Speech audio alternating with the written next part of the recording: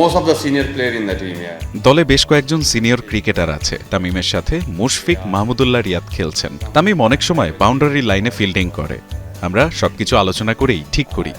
তামিম এই ব্যাপারে অনেক কোঅপারেটিভ, আর মাঠের বাইরে তার তো কোনো জুড়ি নেই।